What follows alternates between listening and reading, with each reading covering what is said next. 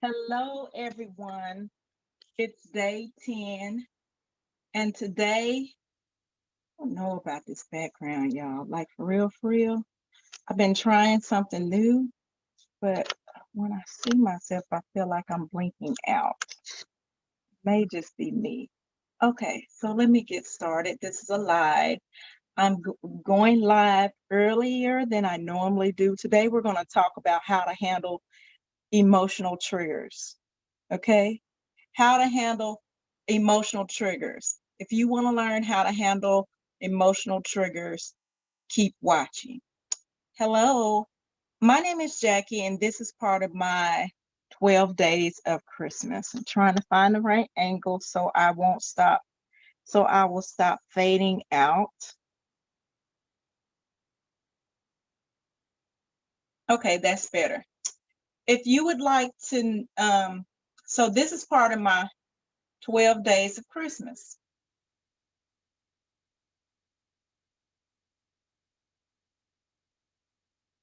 12 days of Christmas for the busy woman. And I'm getting distracted by the image on the screen because I feel like it's fading too much me out.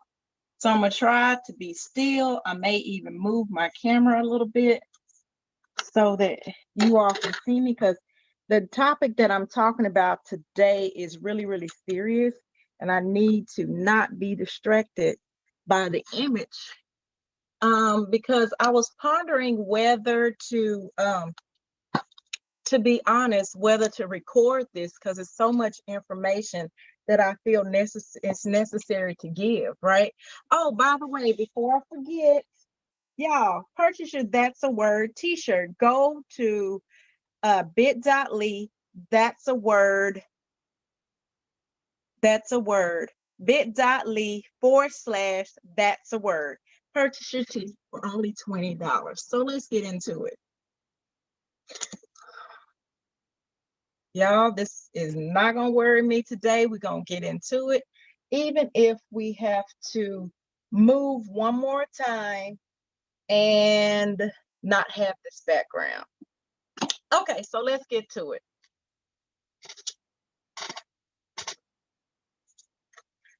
Okay, so the last 12 days, I have been sharing you with some tools, some resources to help the busy woman towards self-development.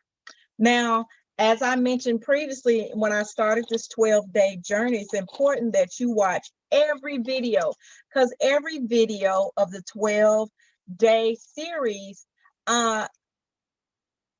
builds upon the next, right?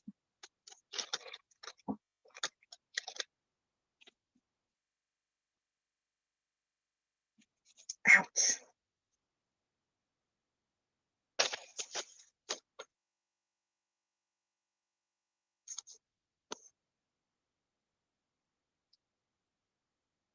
So every video builds on the next. So you start at one and you just get greater and greater. So it's important that you understand these things.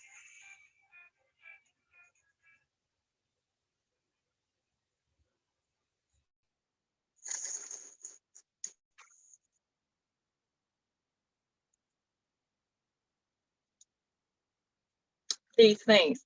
So let's talk about it. Okay, so day one, we talked about, I gave you the intro, we talked about meditation. Day two, we talked about living happy and motivated. Day three, we talked about getting stuff done. Day four, we talked about habits that'll change your life for the good. Day five, we talked about ways to stop wasting money. Day six, we talked about changing the way you speak to change your life. Day seven, we talked about, and forgive me, my phone is vibrating while I talk. Day six, we talked about changing the way you speak to change your life. Day seven, we talked about morning routines and morning routines.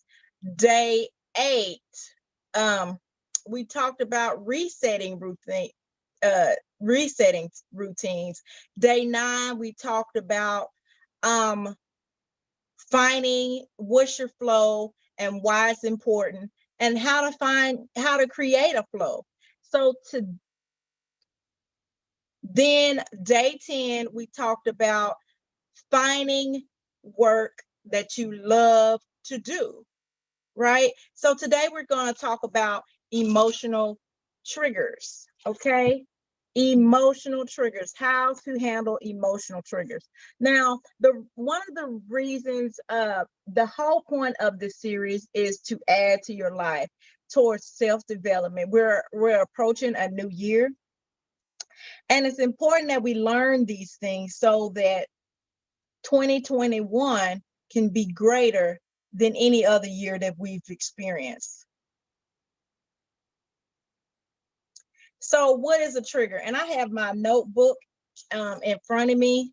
If you're wondering what I sometimes look down for, I'm just trying to make sure it's so much information.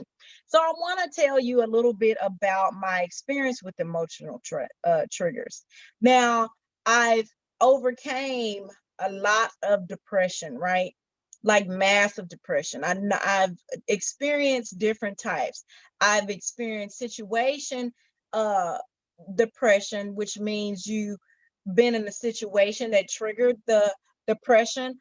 I've been in depression where just a severe depressed state where everything hurt. It even hurt to breathe. It was so severe. And I'm going to be honest with you. I've actually had postpartum depression. That's another type of depression. And in fact, the last child that I had, it took me 12 years to get to the point where I could even say his name. And then then later on in the years, I experienced other types of depression. And I did not realize the effect your feelings, your emotions can have on everything else you do. Prior to that, just to let you all know, I'm 46 years old, and the emphasis, the attention, the time on depression has changed. Because at one time, if somebody said that they were depressed, people would just like dismiss it and say it's not nothing and things of that nature. I'm taking my jacket down because it's above my head. Okay, so things of that nature. And I think I'm going to try, I don't know what's going on with the background today. Usually it doesn't blink this much.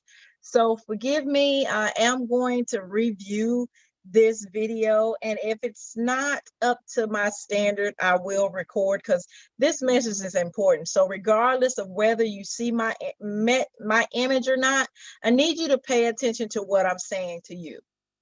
Okay, if you are feeling removed, it may begin as being a sad feeling, a depressed feeling that lasts more than a couple of days, a couple of weeks, last month, and lots of things can trigger it. I want you to do these steps that I'm going to talk about later on in this video. So triggers could be words, it could be a person, it could be an event that causes, is some type of stimuli that causes a quick reaction with a person. The triggers can be either positive trigger or it can be a negative trigger. An example of a positive trigger is because we're constantly, as living beings, we constantly become, anything that's around our environment is stimulus, and it can cause us to react a certain way. So that's why reactions can be either positive or negative. So anyway, an example of a positive trigger is you touch a pan that's too hot and you're instantly triggered to pull your hand away. That's a positive trigger because that's keeping you from getting burned. A negative trigger is something like depression, where it causes you to want to attempt suicide, or to not bathe, to not eat, to not be healthy, or do what's best for you, to practice unhealthy activities that can cause harm to you. Those are negative triggers. Those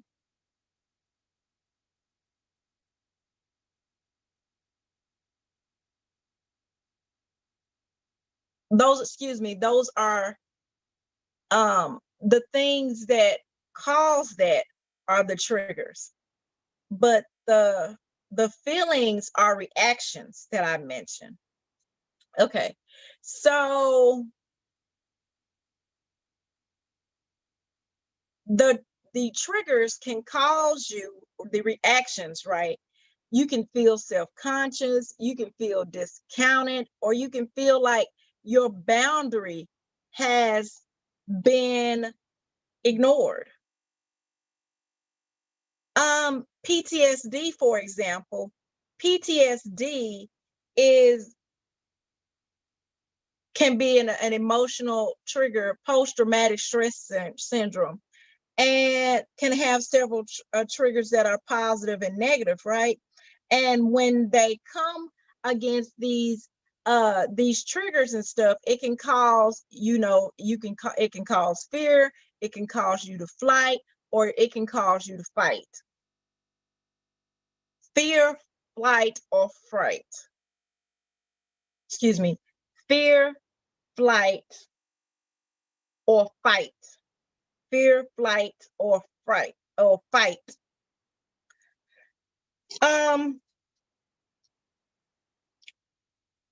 Because in that space, you're feeling self-conscious, you're feeling like you're discounted, like everything that you do is being disvalued. You're feeling like boundaries have not been respected.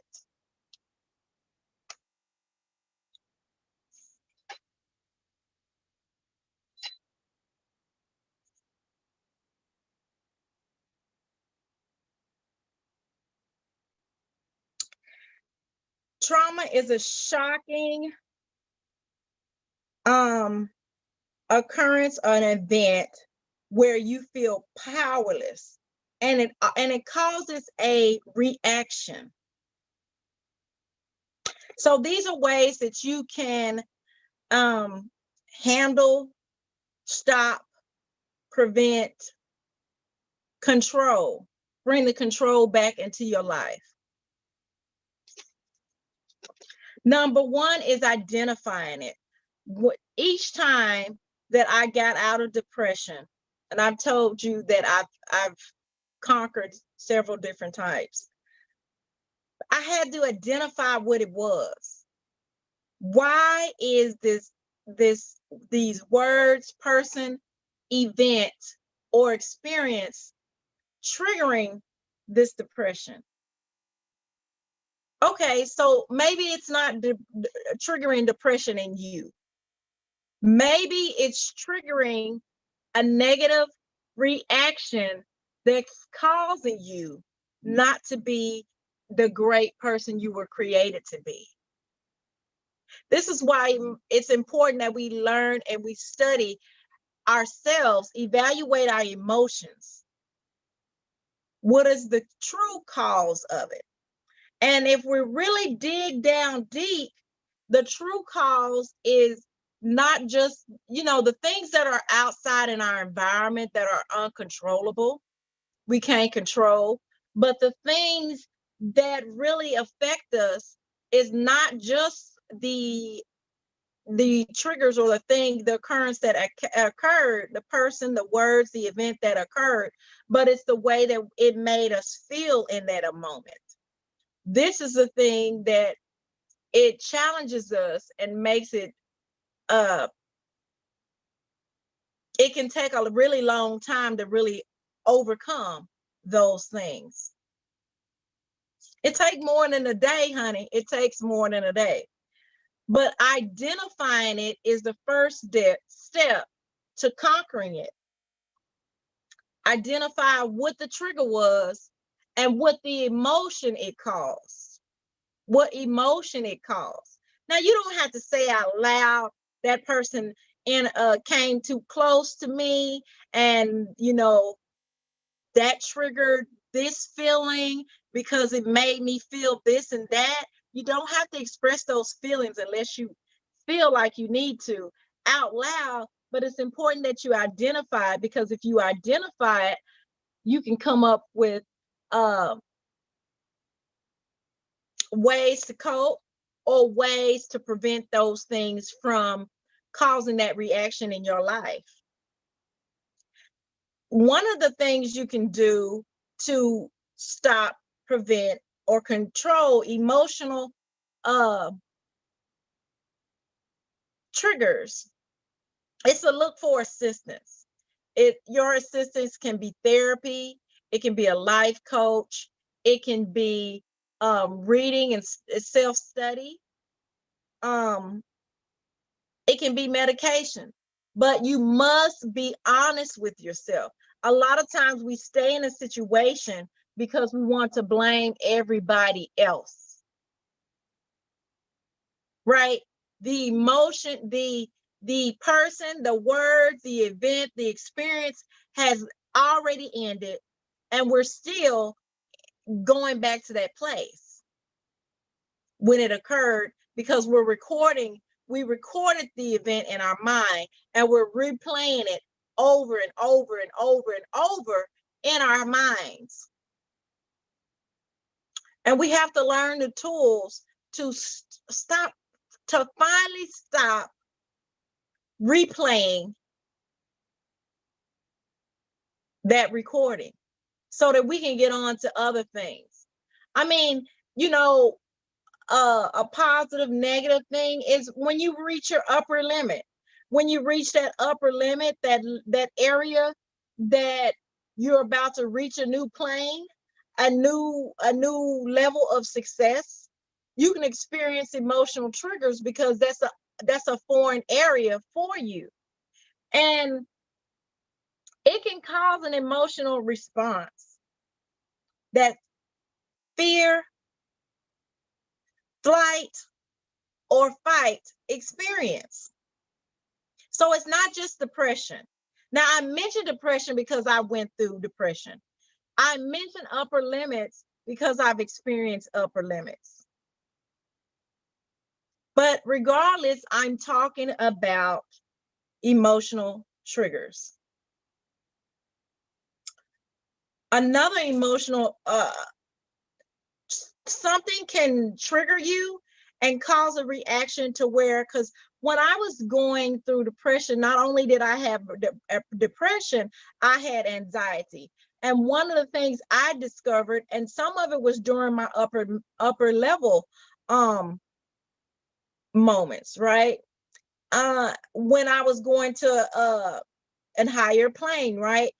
I would mourn, and this is why I mentioned morning routines. Not early in the morning, but mourning the loss of that past life.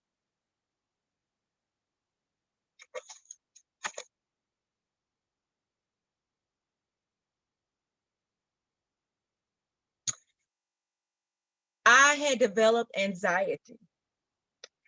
And with the anxiety, when I used to get this negative stimulus, these negative triggers, it had got so bad that I'm be honest with you, I've experienced I would first I would get away from the situation. I would run away the opposite way from that person, the person that's saying the words, from the event, from the experience. I would go the other way.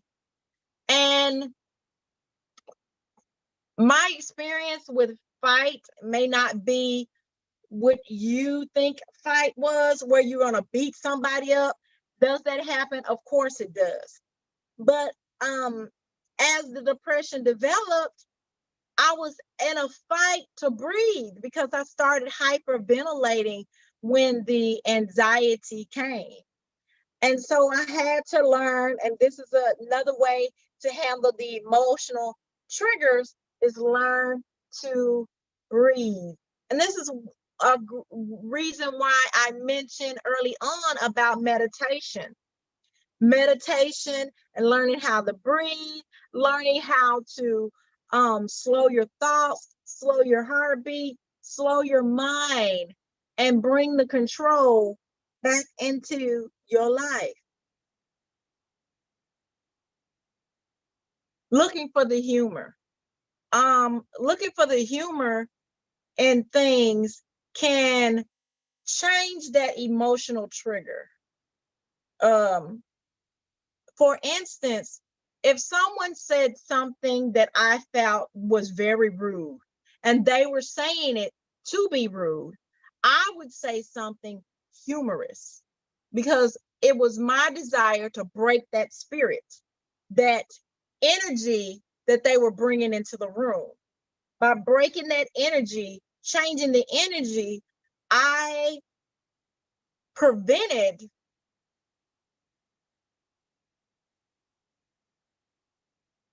feeling inadequate, that trigger that causes feeling inadequate, feeling discounted, feeling devalued, or feeling like a boundary was disrupted.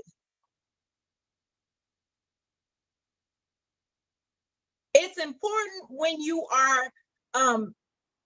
you're working toward conquering the thing, that you understand that you are not by yourself. You're not by yourself. You're not alone.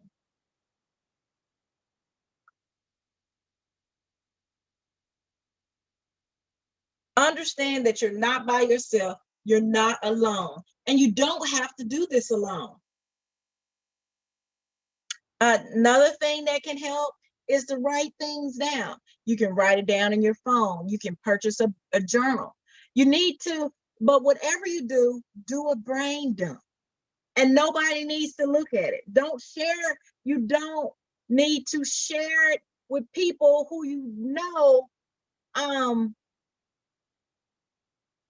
can't help you through whatever you're going or don't understand it. Now, if you need to share, the people you should share to are the people who are helping you get through it. Create a team. It could be a therapist, psychiatrist. It can even include medication, meditation, whatever it is.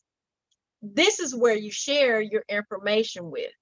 But your journaling is just for you to do a brain dump, to get those feelings out, to replace those negative feelings, those negative thoughts with positive things so that you can be great during your day. Learn what those stimuli are and how to control them. Like for one of the things that used to trigger me is people saying, devaluing some of my thoughts or some of my ideas that I express verbally. Now, how did I conquer that? I conquered that by, if someone said something negative to me, I would turn around and say maybe 3 or 4 things positive about the situation.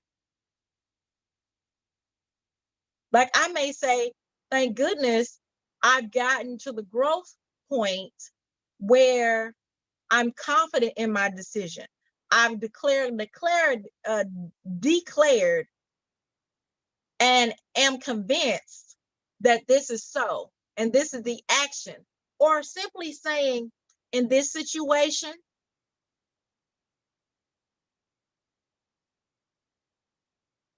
I'm not asking for advice. It's that saying about teaching people how to treat you. I mean, that's an example. I'm not saying do that with everything, but that is a way I've learned to deal with certain stimulus. Another thing, if you go to my morning routine, I talk a little bit about it, but the morning routine is how I'm dealing with the stimulus. It's a thing that I'm doing so that I won't stay in that place, that event, that hear those words, that person, that experience, replay over and over in my head. It's important that you learn what your flow is, okay? Learn with your flow, because going against what your flow is, I mean, you can create a new flow. Don't get it twisted. Don't get me wrong. But learning what your true flow is helps you control stimulus. It keeps you from being overwhelmed. Like, for instance, I'm moving, right? So I don't like moving, really don't like moving. I had to get some assistance with moving. And for me, some of the assistance can be triggering because I felt like my boundaries was being invaded. And I had to shift my mindset, and by telling myself positive things, that these are just items. These people are here to help you.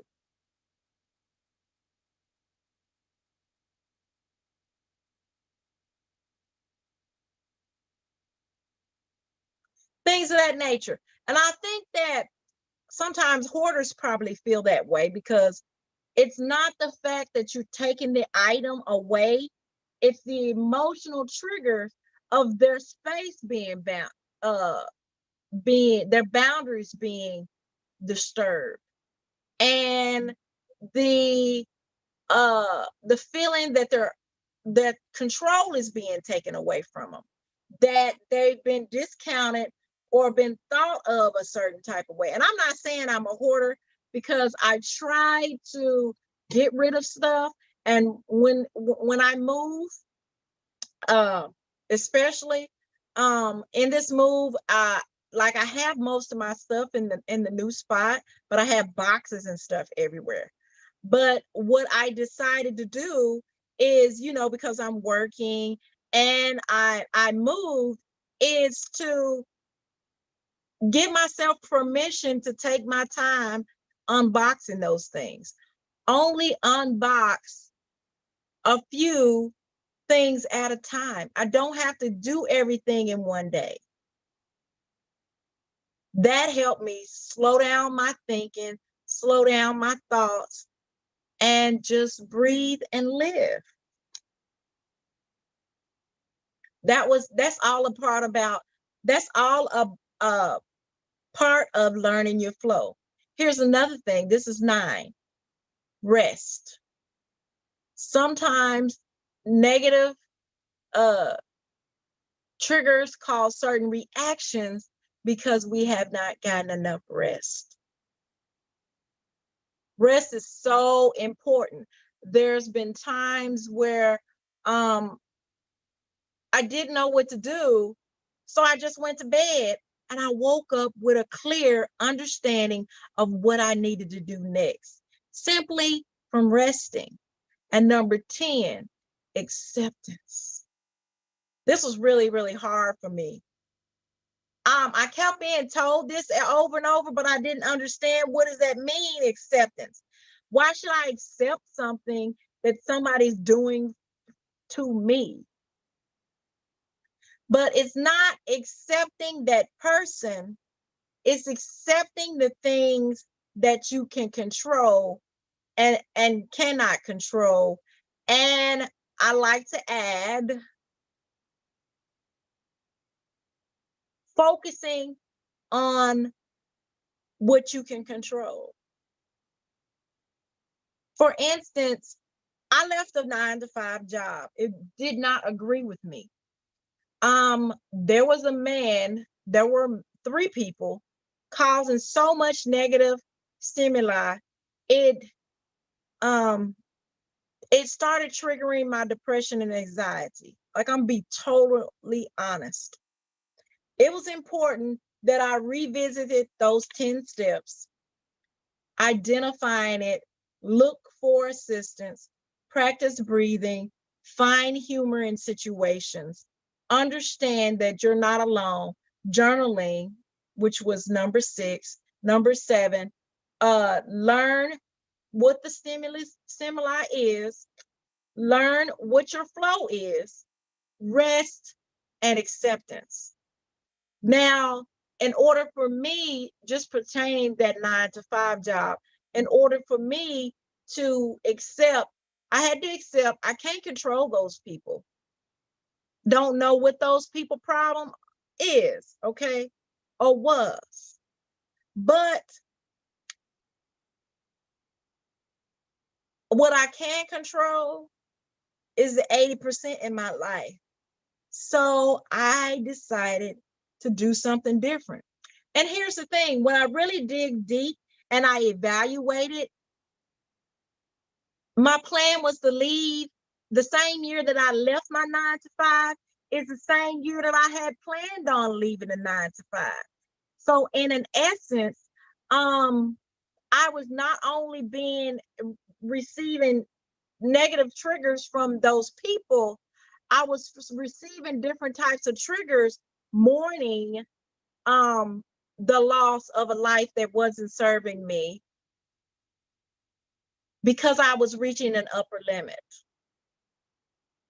I was getting to the point where it was time to graduate, to go to a different level. And so that meant stepping out my comfort zone. And my comfort zone was, at the time, feeling discounted, boundaries being disrespected, things of that nature that was triggering that depression, that anxiety. But once I accepted and I started practicing these 10 things, 1, identifying it, 2, looking for assistance, 3, practicing breathing or meditation, 4, find the humor in life and situations to change the chemistry in the room. 5, understanding that I wasn't alone. 6, journaling. 7, learning what the stimuli is. 8, learning to find my flow. 9, learning when to just rest. And 10, accepting what I can control and can't control and focus on the 80% that I can control. So this is what I have for how to control your emotional triggers. For those of you who don't know me, my name is Jackie. I am a life and business coach. What I do is I help business women. I help them thrive in the areas of personal development, personal finance, and business.